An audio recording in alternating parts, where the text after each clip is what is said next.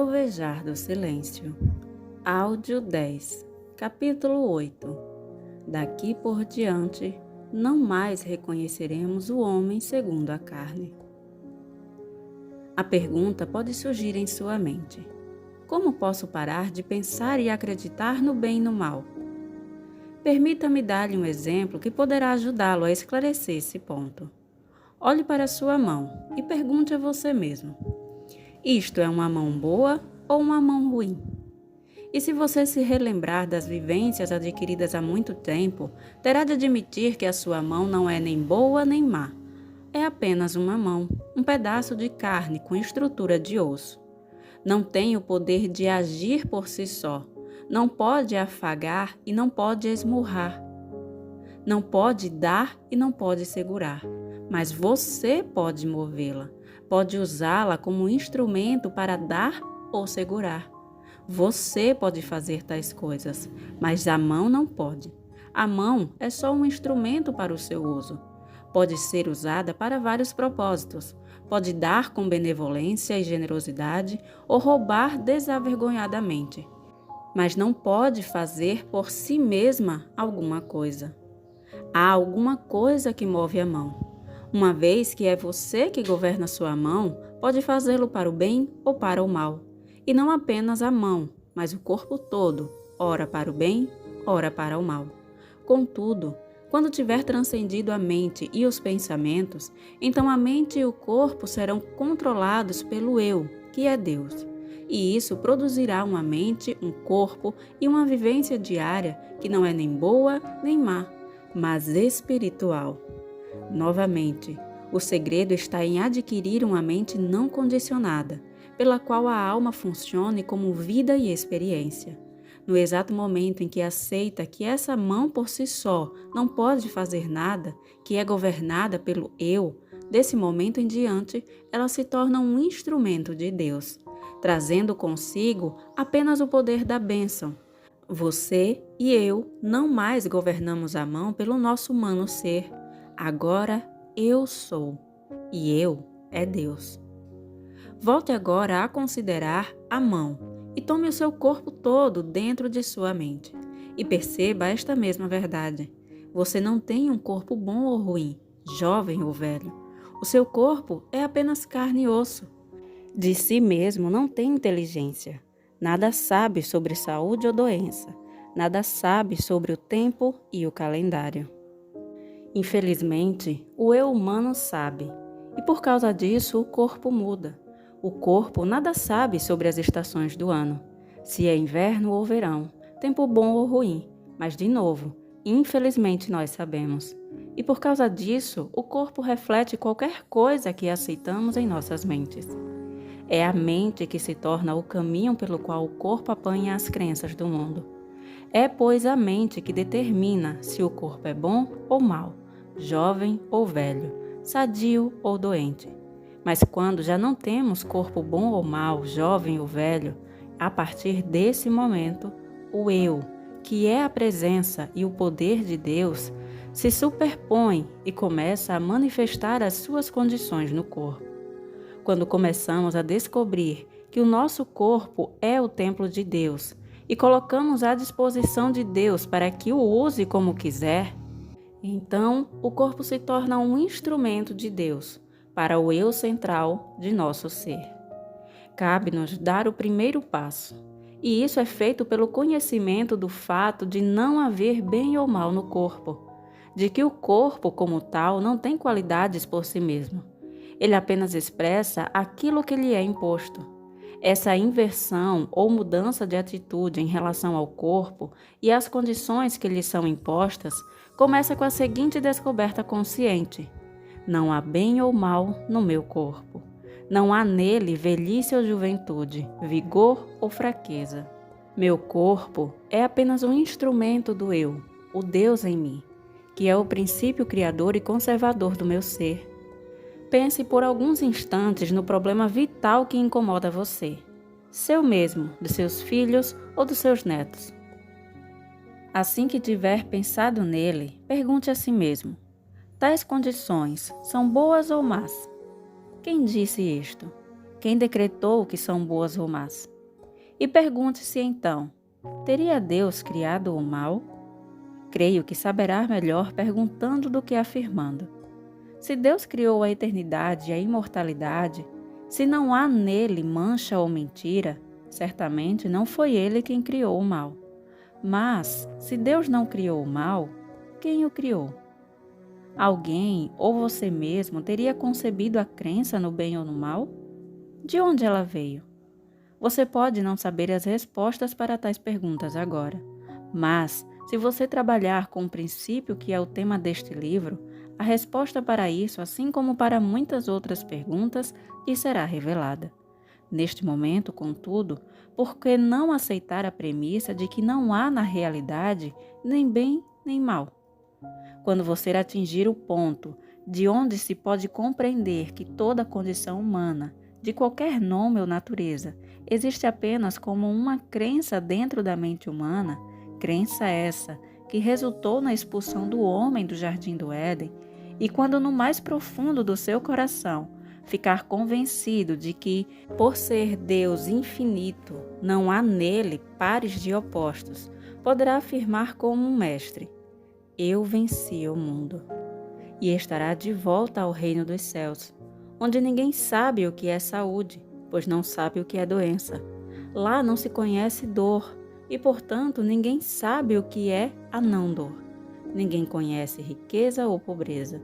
E se alguém não sabe o que é alguma coisa, como pode conhecer seu oposto? Não há nada com que se possa fazer comparações, apenas há Deus, só o ser espiritual, a perfeição. Quando abordamos um trabalho de cura, não devemos ter na mente a ideia de um mal a ser resolvido ou superado. Contudo, por restar muito de humano na maioria de nós, reconheceremos que o que está à nossa frente é a aparência do mal em forma de pecado, doença, morte, perda ou limitações. E enquanto nos defrontarmos com essas aparências, não poderemos ser radicais e, como uma ostra, ignorá-las repetindo sempre: Deus é tudo, não há erros. Isso é loucura e não é prático. Nós não devemos fazer isso. Devemos deixar que Deus diga isso para nós. E quando ouvirmos a pequena voz silenciosa ou percebermos que se agita dentro de nós, saberemos com certeza que qualquer aparência de pecado, doença, morte, perda ou limitação à nossa frente desvanecerá. Não pense, porém, que você, humanamente, possa ser algum dia tão sábio para realizar isso. Por sabermos as palavras e podermos dizer silenciosamente ou audivelmente: não há nem bem nem mal. Não pense que tal repetição vai fazer milagres na sua vida, pois não o fará. Você tem de vivenciar essa verdade até que transborde de você. Tem de prová-la mais e mais dentro de você mesmo. E mais ainda, não esqueça que se for tentado a dizer isso para quem quer que seja, antes que se torne tão evidente e transbordante como se o mundo visse isso em você, perderá o que recebeu. E o que é pior, poderá perder até a possibilidade de demonstrar isso nesta encarnação. Ninguém pode desperdiçar a palavra de Deus. Ninguém pode dela se gabar, jogar com ela e pensar que possa conservá-la consigo. Você apenas pode provar esse princípio na medida em que o abraçar fortemente dentro de você, mantendo-o sagrado, mantendo-o secreto, mas usando-o. Use-o a qualquer hora, com qualquer parcela de erro com que se deparar, nos jornais, no rádio, na sua família, na rua, em qualquer momento e lugar em que se defrontar com o erro. Volte-se para dentro e pergunte-se: poderá isso me fazer acreditar no bem e no mal? Poderá fazer-me aceitar dois poderes? Se puder fazer isso, abster-se de aceitar ou julgar pelas aparências, não será tentado a sanar alguma coisa ou alguém, mas ficará dentro de si mesmo e fará o julgamento correto, estando dentro do jardim do Éden, que representa o seu domínio espiritual, o seu estado de harmonia divina. O reto julgar sabe que no princípio era Deus. Deus criou tudo o que foi feito, e Deus olhou para aquilo que tinha feito e achou bom. Será você capaz de ser fiel a essa verdade? Se as feias aparências mostram sua cabeça, será você capaz de superar a tentação de ser por elas enganado? Será você capaz de declarar e saber dentro de você mesmo: eu aceito somente Deus como a verdadeira substância de toda a vida. Não posso ser induzido a aceitar bem e mal, pois há só Espírito. Há apenas uma vida. A cura espiritual não pode acontecer no plano humano. Ela só pode acontecer quando você tiver parado de pensar nas pessoas, nas doenças, nas condições, nas crenças e nas pretensões e tiver voltado para o Éden, onde só há Deus, o Espírito, a totalidade e perfeição.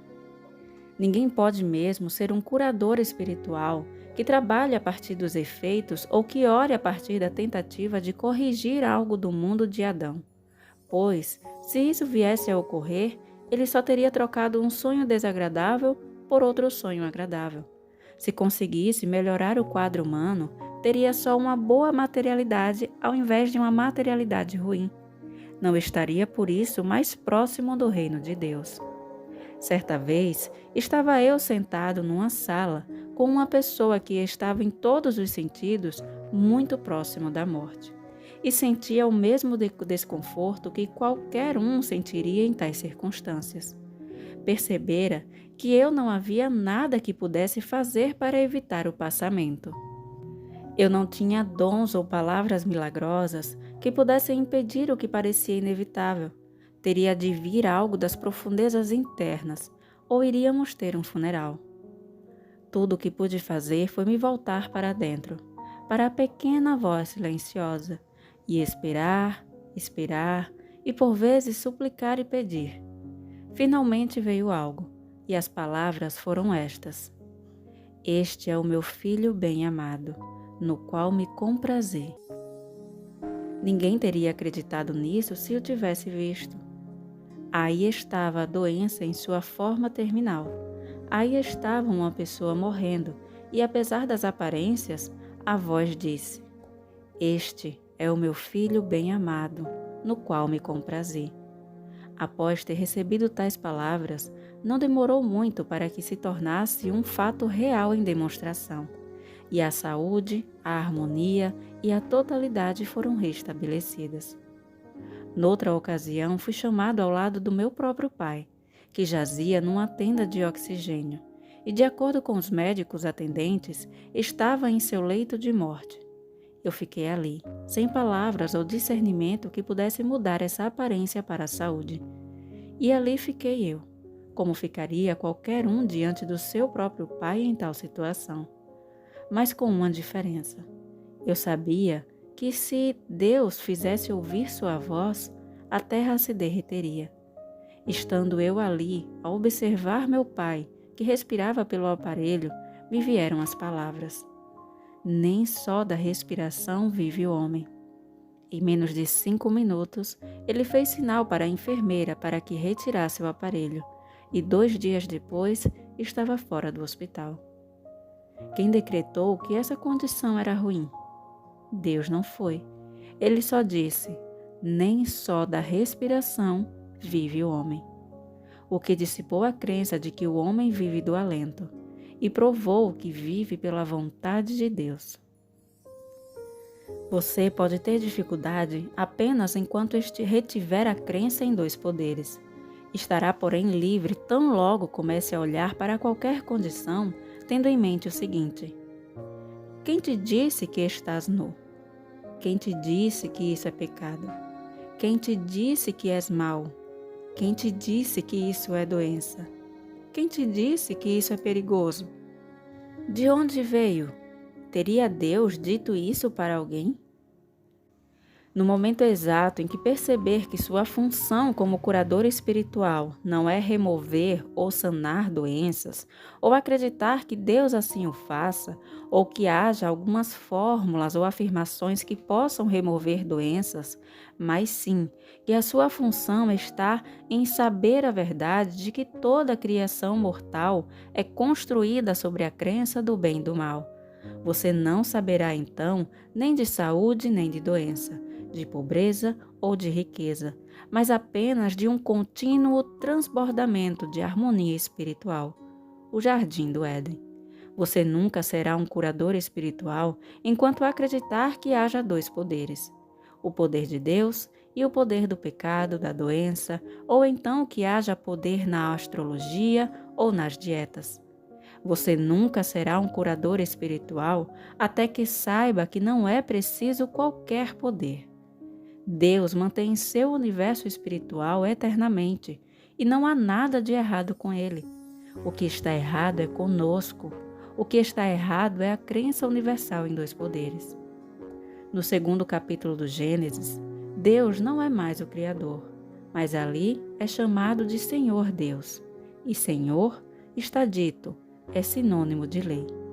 Noutras palavras, o homem do segundo capítulo do Gênesis vive debaixo da lei, ao contrário daquele do primeiro capítulo, criado à imagem e semelhança de Deus, e vive sob a graça. Como podemos nos tornar esse homem que vive sob a graça? Como, senão jogando fora a crença em dois poderes? Então a graça permeará todo o nosso ser, vai nos suportar, manter e sustentar. E a graça irá à nossa frente, aplanando os nossos caminhos. A graça é tudo à nossa volta, e todavia não temos dela mais consciência do que um peixe tem da água. Um peixe nada na água, mas nada sabe a esse respeito. Um pássaro não conhece nada a respeito do ar, voa através dele impensadamente. Nas palavras de F. Thompson, abre aspas, voará o peixe para achar o oceano? Mergulhará a água para achar o ar? O que perguntamos às estrelas em movimento se elas ouviram falar de ti lá? Fecha aspas. E é assim que, quando estamos em estado de saúde espiritual, não só não conhecemos a doença, mas também não conhecemos a saúde. Conhecemos apenas o estar em harmonia, normais, livres. Como pode um homem saudável descrever a saúde? Não é possível, pois ele não sabe o que é isso. Ele só sabe que está nela, o que quer que ela seja e que é agradável. Compreendamos que um dia, em algum lugar, de algum modo, nós aceitamos a crença que não faz parte de nós, a crença que há dois poderes. O poder de Deus, que pode fazer algo por nós e não o está fazendo, e o poder do mal, que é muito mais ativo.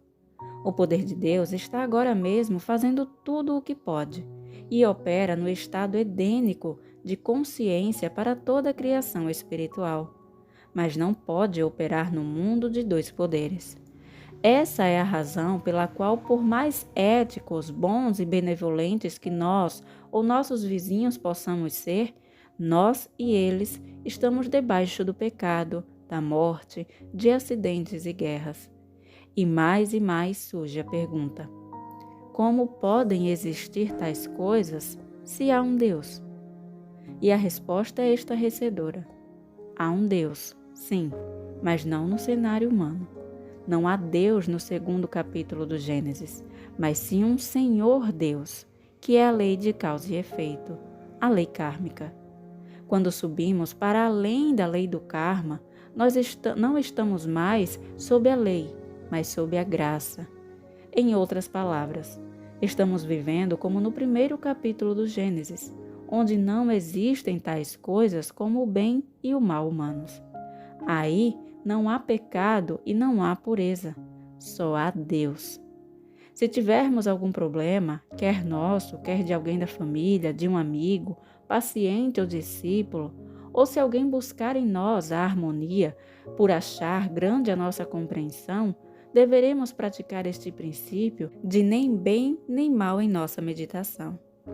Abre aspas. Pai, aqui estou, esperando me comunicar com você. Mas com qual finalidade? Transformar o mal em bem? Se é isso que é necessário aqui, você não teria feito antes que eu lhe pedisse? Todavia, não parece que você esteja fazendo qualquer coisa a respeito, e pois talvez não seja necessário.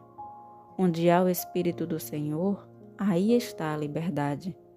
Onde está o Espírito do Senhor, não está o mal. Então, o que será o mal? Ninguém jamais descobriu para onde vai a escuridão quando entra a luz. Quando o sol se levanta, aí está a luz. E na sua presença não há escuridão. Na presença de Deus não há pecado, não há falsos apetites ou doenças, perdas ou desemprego, insegurança ou perigo, pois todas essas coisas desvanecem na sua presença. Onde Deus é, não acho o mal, encontro Deus. Deus como minha torre alta, como minha saúde física, como meu suprimento. Deus como meu todo em tudo, o que quer que isso seja em si. Não é nem bem nem mal, pois não há bem ou mal presentes em toda parte. Há somente Deus preenchendo o espaço todo. Assim, não há nada a fazer de bem e nada que possa decorrer do bem. Deus formou este universo de si mesmo. Desse modo, é Deus que é o bem, não a condição ou a coisa. E mesmo quando as aparências possam testemunhar o bem ou o mal, não as aceito. Deus constitui meu corpo, que é o templo de Deus. Deus é o meu lugar de morada e integridade do meu ser. Deus é o lugar secreto do Altíssimo, no qual vivo, me movo e tenho o meu ser. Fecha aspas. Para curar, é necessário transcender o pensamento. Embora a meditação comece com a contemplação da verdade, deve, antes de se cumprir a cura, subir ao mais alto do reino da consciência silenciosa. No começo de uma meditação de cura, uma passagem da verdade como doravante não conheceremos o homem pela carne, pode estar no pensamento. Após se repetir diversas vezes, ou após nós a repetirmos conscientemente, o pensamento se esvai, na medida em que perdemos o significado da frase. Doravante não reconheceremos o homem pela boa ou pela má carne. Não o reconheceremos como doente ou sadio, rico ou pobre. Doravante reconheceremos só Deus, sob as aparências de indivíduo humano e espiritual. Este é o segredo do caminho infinito, e este é o segredo da cura. Doravante não reconheceremos o homem pela carne, nem mesmo pela carne saudável. Doravante não reconheceremos o homem pela sua riqueza, pequena ou grande. Reconheceremos apenas Deus como Pai e Deus como Filho, o Cristo, a imagem e semelhança de Deus. Doravante reconheceremos apenas Deus como o constituinte do homem, a substância, a vida, a alma do homem, a saúde, a riqueza e o lugar de morada do homem. Doravante reconheceremos só a Deus e não ao homem. Percebemos agora que o homem não é carne, mas consciência, tendo só qualidades espirituais. Discernimos que aí está o princípio criativo, que produz sua própria imagem e semelhança, e que esse princípio criativo é também o princípio de sustentação da vida. E assim, a sua criação deve necessariamente ser da sua própria essência. Vida, amor, espírito, alma, tal é a verdadeira natureza do homem. Doravante não reconheceremos o homem pela carne. E como, pois, o reconheceremos? Como o Filho de Deus, sua verdadeira identidade. À medida que conhecemos a nós mesmos e a todos os demais como sendo de descendência espiritual, nunca olhamos para o corpo, mas diretamente para os olhos, até poder ver por trás deles, além do homem mortal, além do homem jovem ou velho, doente ou sadio, onde está entronizado o Cristo. O homem visível, quer doente, quer sadio, não é o homem. Cristo, o eu espiritual daquele homem, não está sujeito às leis da carne, nem mesmo da carne harmoniosa, mas está sujeito apenas ao Cristo. Logo que alguém chega ao fundo de tais cogitações ou contemplações, senta-se num estado de quietude e de pacífica receptividade, no qual nenhum pensamento se introduz. Nesse estado de consciência, o Cristo curador se manifesta, inundando a consciência de paz e tranquilidade.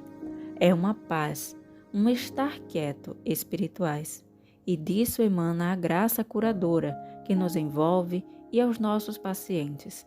E então a harmonia se torna algo aparente, uma experiência tangível. Em nossa meditação, podemos começar tendo na mente uma pessoa doente, ou pecadora, ou pobre, mas não podemos nos levantar até que, por intermédio da realização, tenhamos atingido o lugar onde não há homem doente ou sadio, rico ou pobre, puro ou pecador. Não há pessoa doente para ser curada ou pessoa saudável de quem nos regozijarmos. Há somente Deus. Só Deus na aparência de Pai e Deus na aparência de Filho. Estará então completa a nossa prece, e com ela virá a convicção. É isso. Enquanto conhecermos a verdade, pensando, falando, declarando a verdade, estaremos no reino mental. De fato, podemos estar pensando nas coisas do Espírito, mas estamos pensando com a mente, e provavelmente não ocorrerá nenhuma cura.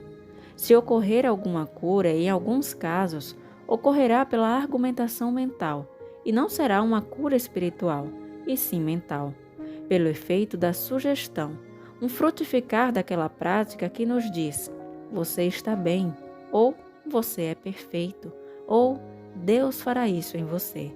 E a mente aceita a sugestão e a ela responde, o que não é uma cura espiritual, pois o paciente meramente aceita a sugestão de outra mente. No caminho infinito, não fazemos sugestões. Nunca usamos a palavra tu ou você num tratamento. Nunca usamos o nome do paciente e nem mencionamos o nome da doença, da queixa ou da condição em tratamento. E nem deixamos a pessoa introduzir-se em nosso pensamento depois de ela ter tido ajuda. Quando estamos em contemplação, não focalizamos o paciente, e sim Deus e as coisas de Deus que conhecemos, ou as leis de Deus que compreendemos ou de que tenhamos lido e tentamos agora realizar. Nós não esperamos a cura por qualquer coisa dessas, porque não podemos trazer à luz o Filho de Deus do 2º capítulo do Gênesis, de onde só sai Adão, o homem de carne. O único modo pelo qual esse homem de carne pode ser devolvido para o Éden é a sua harmonia espiritual normal, não pensando a respeito dela, mas entrando naquele estado de silêncio que não reconhece o bem ou o mal. Quando não temos desejos, não temos mais desejos do bem do que do mal. Somos então puros o bastante para estar no jardim do Éden, que é sem desejos. Não é um estado de desejar o bem, mas de puro contentamento com o ser.